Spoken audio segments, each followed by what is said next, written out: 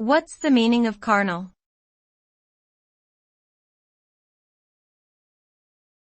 Carnal.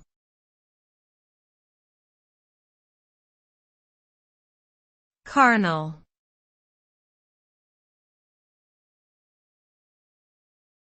Carnal.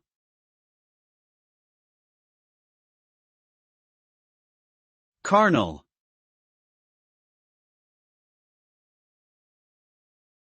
Carnal refers to things that are related to the physical or sexual aspects of the body, rather than the spiritual or intellectual side.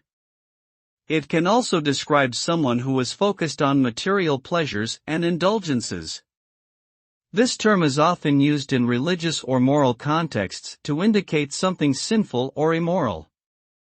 In general, carnal carries a negative connotation for those who want to foster a more spiritual or intellectual life.